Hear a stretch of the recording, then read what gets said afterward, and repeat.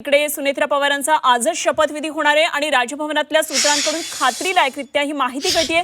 राजभवनामध्ये आता या शपथविधीची तयारी सुरू झालेली आहे। अत्यंत साधेपणाने हा शपथविधीचा कार्यक्रम होणार आहे आणि राजभवनातल्या सूत्रांकडून ही खात्रीलायक माहिती कळतेय।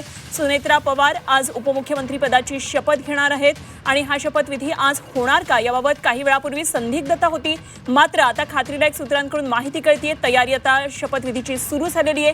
ओम देशमुख आमचे प्रतिनिधी आपल्या बरोबर जोडले गेले, जाणून घेऊया काय नेमकी त्या ठिकाणी तयारी सुरू आहे। ओम, सध्या आपण राजभवनावर आहात आणि राज्यपाल सध्या गुजरातमध्ये काही वेळामध्ये पुन्हा ते मुंबईमध्ये येतील आणि शपथविधीची तयारी सगळी सुरू झाली असल्याचं कळतंय। काय तपशील काय तिथले?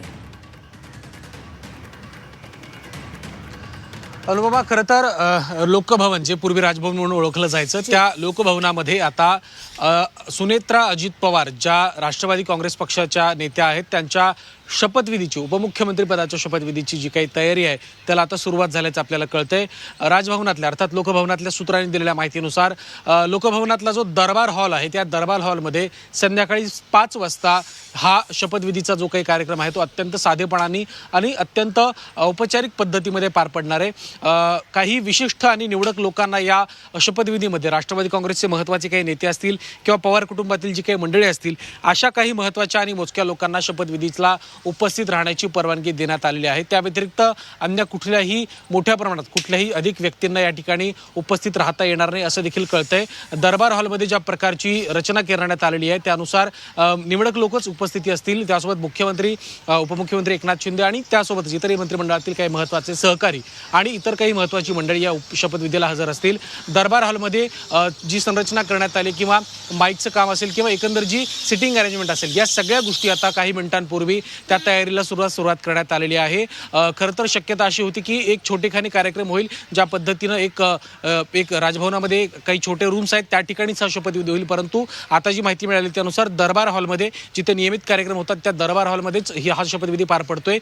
खरं तर राज्यपाल आचार्य देवव्रत हे सध्या गुजरातीत आहेत आणि गुजरातचं देखील त्यांच्यावरती प्रभार आहे। ते देखील गुजरातमधून निघतील आणि साधारणपणे संध्याकाळी 4च्या सुमारास ते लोकभवनामध्ये दाखल होतील आणि त्यानंतर 5 वाजेच्या सुमारास हा शपथविधीचा कार्यक्रम पार पडेल। तत्पूर्वी अनेक महत्त्वपूर्ण घडामोडी देखील घडणार आहेत, वेगवान पद्धतीने या घटना घडतील।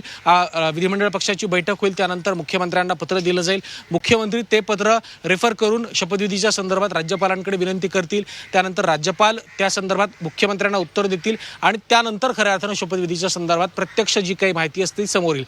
त्यामुळे शपथविधीची तयारी सुरू झालेली असली तरी दुसऱ्या बाजूला या सगळ्या औपचारिकता पूर्ण होतील आणि त्यानंतर शपथविधी संदर्भात अधिकृतपणे ठोस माहिती राजभवनाकडे दिली जाणार आहे। आणखीन एक माहिती अशी मिळाली की माध्यमांना देखील अत्यंत मर्यादित स्वरूपात प्रवेश देण्यात येणार आहे, त्यामुळे या सगळ्या गोष्टी बघता राजभवनामधल्या लोकभवनामधल्या सगळ्या हालचालींना आता वेग आलाय। त्यामुळे शपथविधीची खऱ्या अर्थानं उत्सुकता आहे की शपथविधी नेमका कशा पद्धतीने या ठिकाणी पार पडतोय। ठीक, ओम, जरूर लक्ष ठेवून राहा, आपण वेळोवेळी चर्चा करूया। अपडेट आपल्याकडून लोकभवनातून जाणून घेत राहू। तुर्तास धन्यवाद दिलेल्या माहितीसाठी। ओम देशमुख आमचे प्रतिनिधी लोकभवनमधून आपल्या बरोबर जोडले गेले।